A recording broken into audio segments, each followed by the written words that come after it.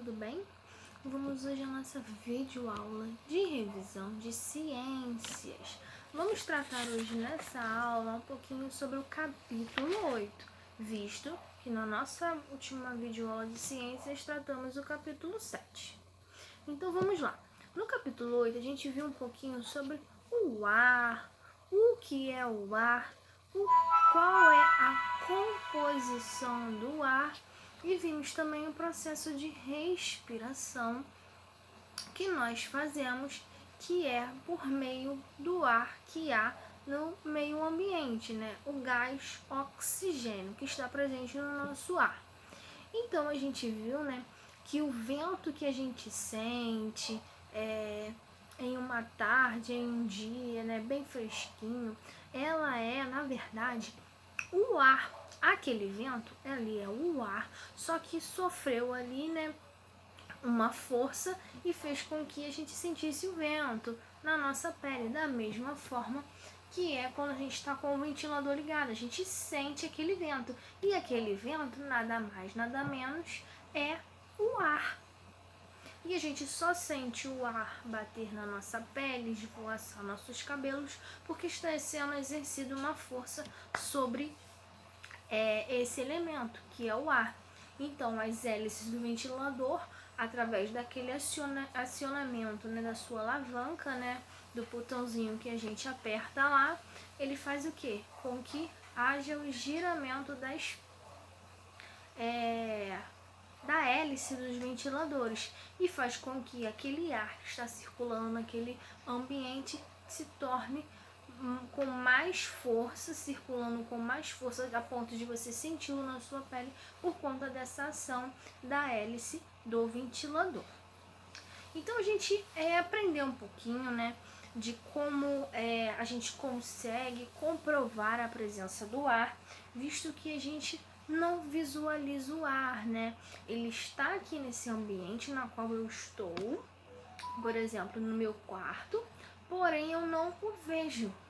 Mas eu tenho algumas maneiras de conseguir visualizar o ar, inclusive através do experimento, né? A gente pega um pouquinho de terra e coloca esse punhado de terra dentro de um copo com água. Instantaneamente você vai perceber que vai começar a subir bolinhas de água. O que são essas bolinhas de água que estão subindo? O ar que estava dentro daquele punhado de terra saindo para que entre a água no espaço onde antes tinha somente ar. Essa é uma das maneiras que a gente consegue de fato visualizar o ar através desse experimento. A gente aprendeu também do que é feito o ar.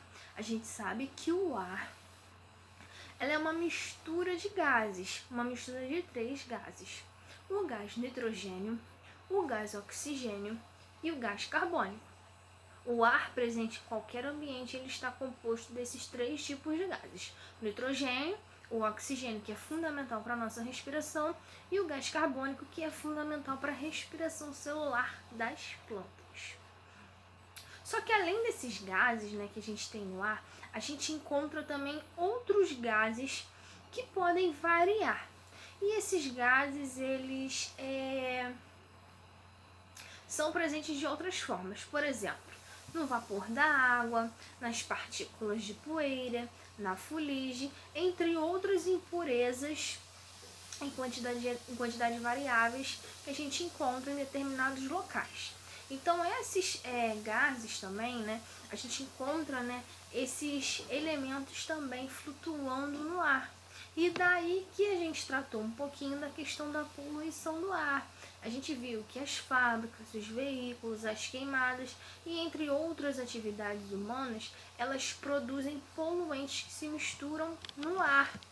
E isso faz com que nós, seres humanos, venhamos desenvolver problemas respiratórios. Porque se nós tivéssemos só gás nitrogênio, gás oxigênio e gás carbônico presente no ar, a gente não teria tantos problemas relacionados ao nosso aparelho respiratório. A gente não desenvolveria tantas alergias, a gente não desenvolveria determinados tipos de problemas no nosso pulmão por conta dessa eliminação de gases poluentes que se misturam com os gases fundamentais presentes no ar, ok?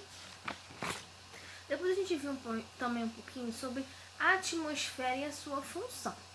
A gente sabe que a atmosfera ela é uma camada de ar que é formada ao redor do planeta Terra. E essa camada fina de ar, ela tem como propósito, tem como função também ter a presença de ar. A atmosfera, aquela camada fina de ar, ela tem ali a presença desses principais gases que a gente tratou anteriormente, como nitrogênio, oxigênio e o gás carbônico, e tem algumas funções específicas para eles. Qual é de fato a funcionalidade, a função da atmosfera? Então, na atmosfera a gente consegue ter o controle dos fenômenos do clima, da formação das nuvens, da chuva. A atmosfera também, aquela camada fina de ar, ela consegue absorver o calor do Sol, para que o calor do Sol não chegue com temperaturas altíssimas ao planeta Terra. Então a atmosfera consegue fazer uma barreira e conter aqueles raios solares extremamente quentes, de forma que mantenha-se uma temperatura média, né? E a gente consiga ter água em estado líquido para os seres vivos do planeta Terra, e também em algumas superfícies tenha-se gelo. Mas aí a atmosfera faz esse controle dependendo do eixo do qual o planeta esteja localizado no globo terrestre. A atmosfera ela também consegue filtrar os raios solares que nos prejudicam os seres humanos. E a atmosfera também, a gente tem a presença do gás oxigênio, responsável pela nossa respiração e também de outros seres vivos. E também na atmosfera a gente tem a presença do gás carbônico, que é usado pelas plantas e algas para realizar o processo de fotossíntese. Na nossa última aula de ciências, antes da aula de revisão, a gente aprendeu um pouquinho sobre o ar e os seres vivos. A gente aprendeu um pouquinho sobre o processo de inspiração e expiração.